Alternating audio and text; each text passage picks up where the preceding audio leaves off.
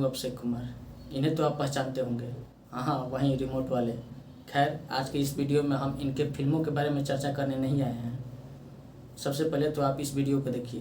कहता कहीं 5 स्टार में बड़ा पाव खाएंगे, अब मुंबई में अलग है, 5 स्टार में जाओ उसका अलग है। कहीं समोसा यहाँ चांदनी चौक पे सस्ता मिलता है और कहीं गोरखपुर में मिलता है, तो गोल बाजार में अलग। हर जगह पे 5 स्टार होटल में उसका रेट ज्यादा हो जाता है।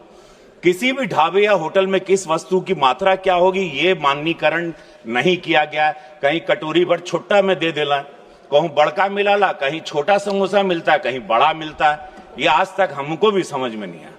इतना बड़ा बाजार जिसमें करोड़ों की संख्या में ग्राहक हैं, बिना किसी रूल्स और रेगुलेशन के लिए चल रहा है और के साथ चल रहा है। हमारे यशस्वी प्रधानमंत्री जी ने पिछले 11 वर्षों में देश के विभिन्न क्षेत्रों में युगांतकारी परिवर्तन किए, लेकिन अभी तक ये क्षेत्र छूता है। अंततः मैं आपके माध्यम से सरकार से मांग करता हूं कि छोटे ढाबे से लेकर सामान्य होटल, अच्छे रेस्टोरेंट, 5 स्टार होटल्स आदि सभी स्थानों पर मिलने वाले खाद्य पदार्थों के मूल्य, गुणवत्ता और उसकी मात्रा को निर्धारित करने के लिए कानून बनाना चाहिए, ताकि देशवासियों को उचित मूल्य पर सही मात्रा में गुणवत्ता युक्त खाद्य पदार्थ उपलब्ध हो सके।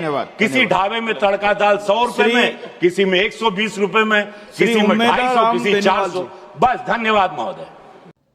अब ये देखिए, बच्चों के लिए रो रहा हूँ, तुम्हारे बच्चों के लिए रो रहा हूँ, तुम्हारे बच्चों के लिए रो रहा हूँ, तुम्हारे बच्चों के लिए रो रहा हूँ मैं। जब देश में 5 बजे के बाद सुनवाई हो सकती है, तुम धरना क्यों नहीं दे सकते? पुलिस देखिए बल प्रयोग कर रही है। अब जो है कि उधर बच्चों को खदेड़ कर दौड़ा के भगाया जा रहा है। पुलिस जो है बल प्रयोग भी कर रही है। पुलिस पकड़ के डिटेन कर रही है।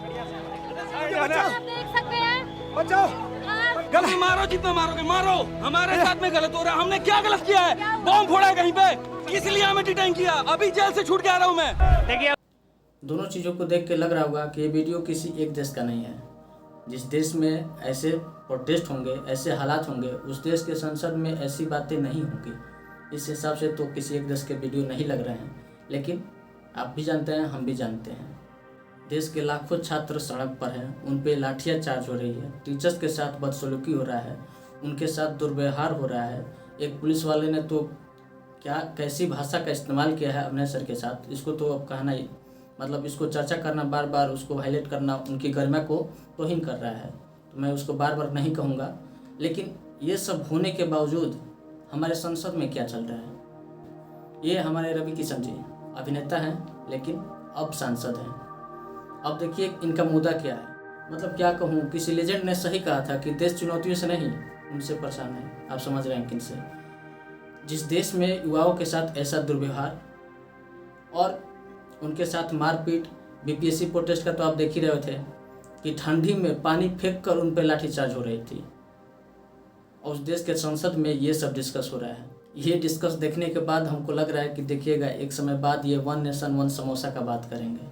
इनको देश की नहीं पड़ी है, इनको युवाओं की नहीं पड़ी है, इनको छात्रों से कोई लेना देना नहीं है, देश कहाँ जा रहा है कोई मतलब नहीं है।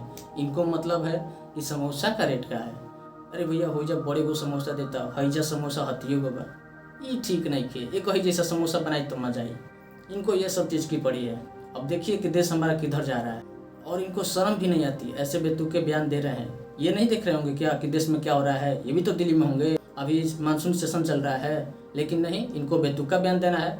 और गोदी मीडिया का बात ही क्या करना है? गोदी मीडिया तो लोधी, ध्यान दीजिएगा, लोधी के गोदी में सोई है।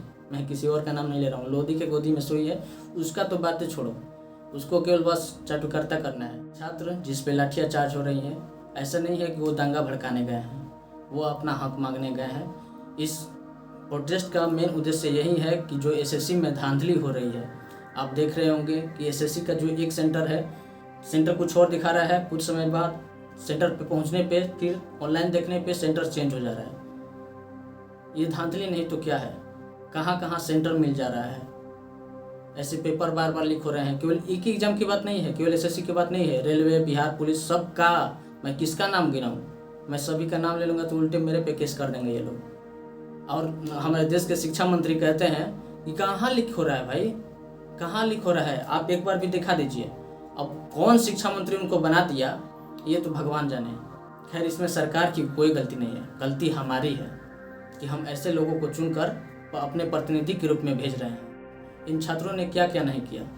इन छात्रों ने प्रोटेस्ट किया, ट्विटर पे भी इन्होंने पहले तो ट्रेंड कराया एसएससी सिस्टम सुधारो, लेकिन सरकार फिर भी इस पे नहीं ध्यान दी, क्योंकि सरकार को हम लोग नहीं याद रहते हैं। सरकार को हम लोग तभी याद आएंगे जब चुनाव आएगा। जैसे बिहार में चुनाव है, अब देखिएगा बिहार में अब सबके पैर छुए जाएंगे।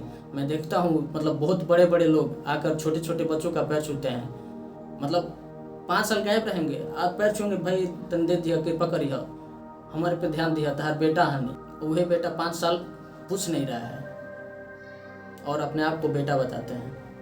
कुल मिलाकर बात यह है कि हम सभी को इन युवाओं को साथ देना चाहिए। जो लोग एक अभिभावक हैं उनको भी, और जो लोग तैयारी खुद कर रहे हैं, अन्य परीक्षा के कर रहे हैं वो भी। राहत इंदौरी साहब ने बहुत बढ़िया लाइन कहा था कि लगी है आग तो आएंगे कई घर जद में।